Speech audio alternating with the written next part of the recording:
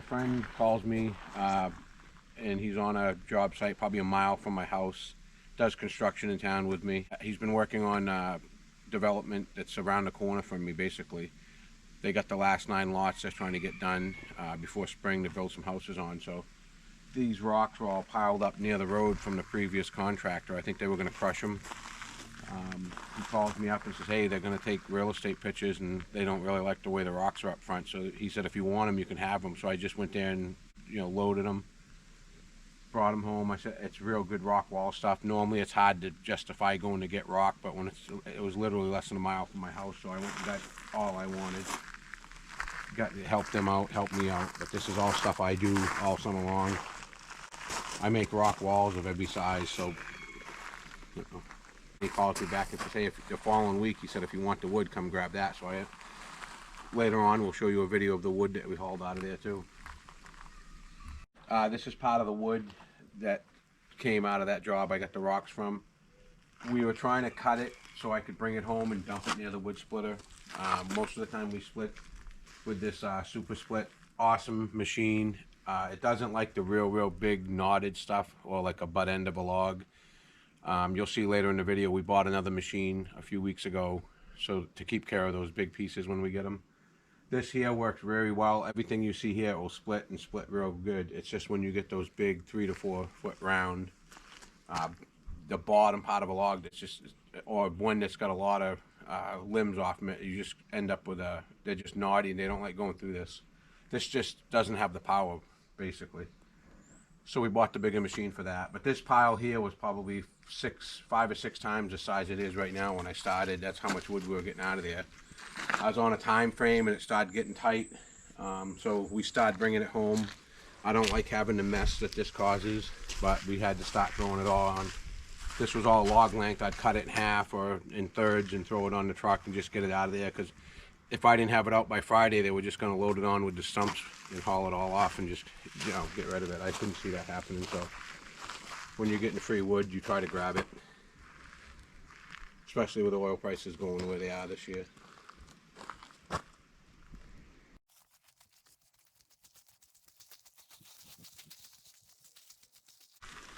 Mud season is probably for another 2 to 3 weeks here. Everywhere you move with a piece of equipment just turns into muck.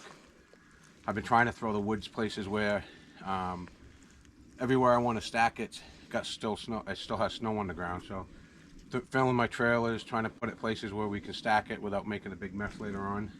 All barkless oak, very clean. I have quite a few customers that buy this now. Just clean it to bring in your house. You dump it in someone's yard. You don't come up with a wheelbarrow full of bark that you're picking up. You get a little more money out of it, not a lot, but it's easy to do when you're splitting to separate it. This is where we're going to dump the rest of that mixed wood we got once we get it split. We're just trying to put it places where it's not going to, it can sit. Pretty much I like having the wood split and drying for a year before I sell my wood as dry wood. It's really dry wood.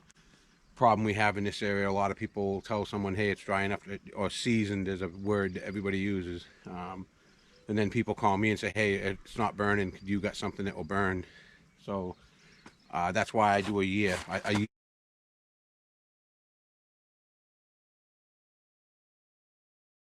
Yeah, it takes a year, especially for oak, to dry. This is more of the wood that we got off that job. Like I said, it's free, so it's hard not to go get. I try to stack all my wood along my fence lines on skids. This is like the sun just gets up in here good, so this stuff dries.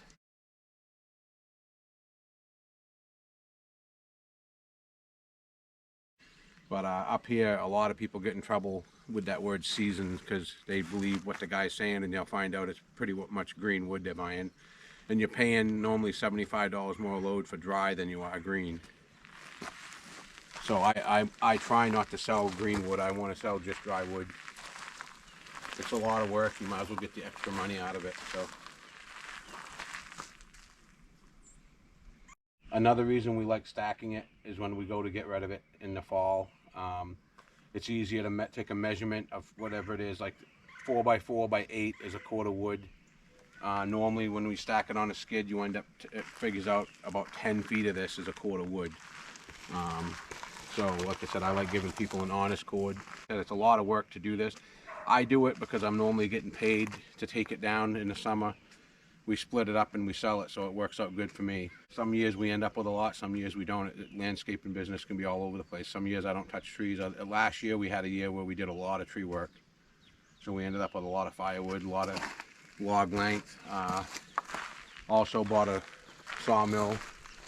We got it together right before snow flew. Didn't really have the chance to do anything with it. I got it running, made sure everything worked. Over here we got log length stuff I brought home last summer. Some oak, some pine. It's a mixture. I got to separate it with the excavator. But probably within the next couple weeks we'll do a video of the sawmill. SuperSplit's made right in Massachusetts, so we called up. I went right to the factory and got it. They have a middleman normally involved, and you end up paying $450 to $650 more for it. I went right directly there and saved, like I said, probably $500 or $600. Really have no issues. There's a small roller bearing right here. This seems to be the weak point if you look at videos. What I found, originally I would WD-40 it. Now I use this silicone lubricant. You spray it at the beginning of the day when you're splitting. You spray it with this once real good and you're good for the day. This slides easy. Like right now you can see this was icy the other day, so it's real wet, so it's sticking, but you spray this once and you're good for the day. That's the best product I've found so far that works. Show how this thing works, how I start. When we get ready to split wood, how I start. I'll put the silicone on it, show you how. We'll do a few small pieces and I'll do a big piece. Normally we have a tractor sitting here with a bucket tip, so as we split it, it goes right into a tractor bucket, but we'll show, I just want to demonstrate how this thing works. Honda motors are probably the best of everything I've had so far. Their biggest issue is pull starts. When a pull start breaks, you better make sure you really get the right one, because I have, I think, 8 pieces of equipment now with Honda motors, and all 8 of them have a different pull start, and some of them are the same horsepower rating and everything. So, but these pretty much you can't beat them one pull.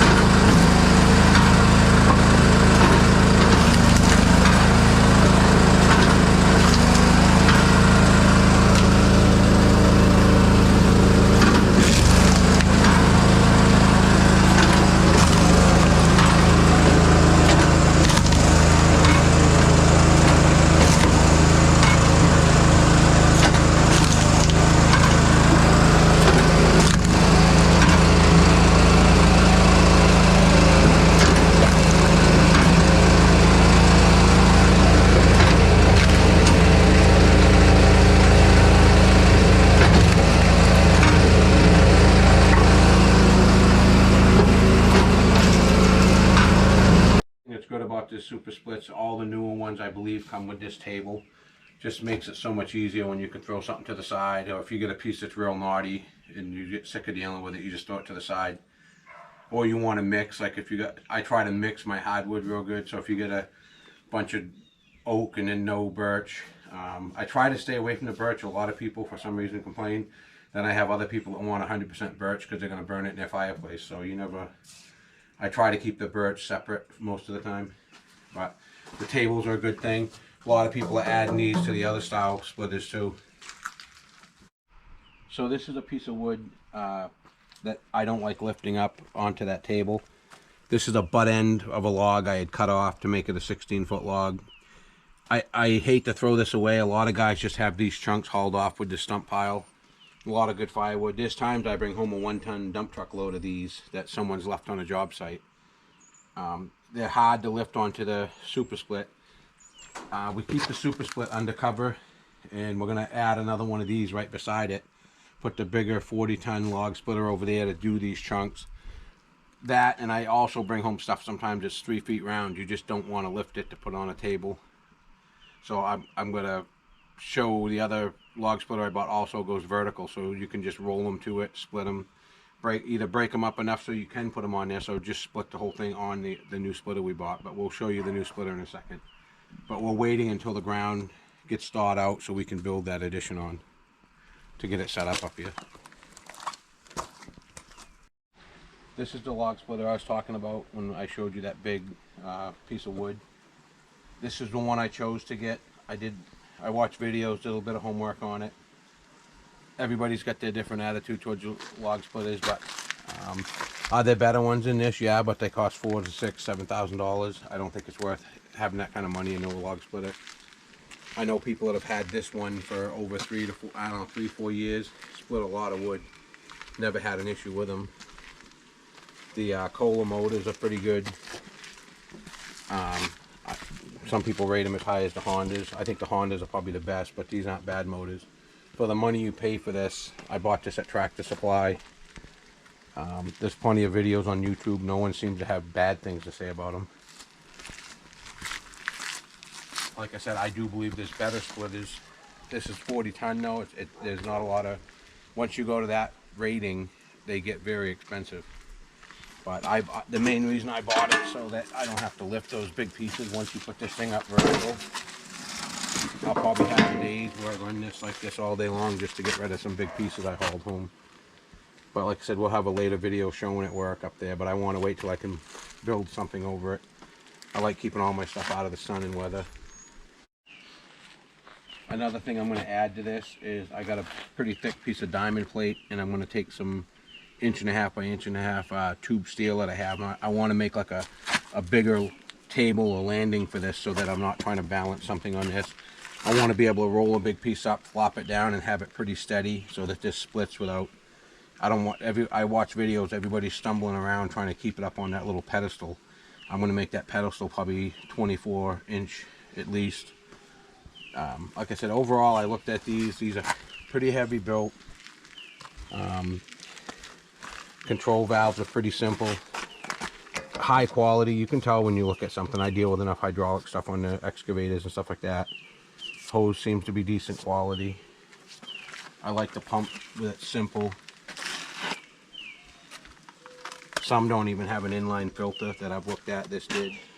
The only other one I would have chose if I could have got, but they're out months, is Toro. Toro makes one that's about the same price, same idea.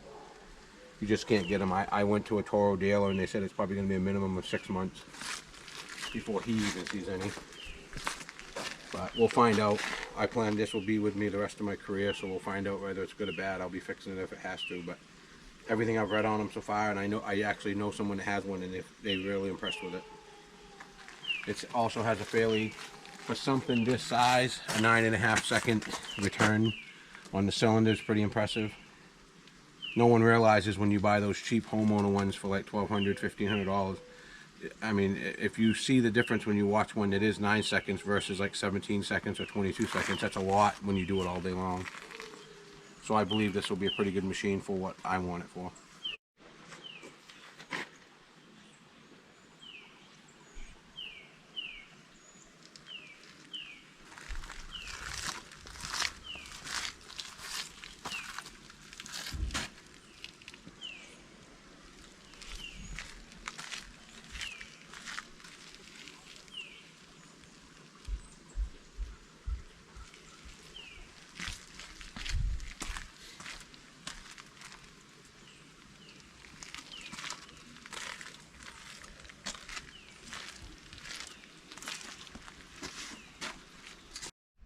Yeah, my friend Paul gave me all that free rock and boulders, all this free wood. Right now we're just going to be splitting up the stuff that I can split. The bigger pieces I'm just going to set to the side till the weather gets better. Once the weather is better, things are dried out, we'll probably build an addition the same size for that other splitter, so that when we're bringing stuff home, we can put the big stuff over there, small stuff over here. But this is what I wanted to show you. This I'm splitting today. I'm going to try to split the rest of the wood up today. Normally I'm splitting, I throw it right into the bucket of one of my tractors, whatever the one's at home at the time. It just makes it a lot easier rather than handling it twice. Like today we're taking it in the tractor and we're throwing it in the truck. I'm trying to do the least bit traveling I can because it's mud season here right now. But we can throw a cord on here, then I'll figure out where I want to put it in the yard to dry for the season. But I'm hoping by the end of the day I can have this all cleaned up. It's going to be a long day, but the weather's beautiful today, so I want to take advantage of it. This is all stuff that's got to get done before my normal season starts too. Once my landscape season starts, I'm very seldom here to do this. I'm hoping that the wet season stays long enough. I like to play around with my sawmill a little bit.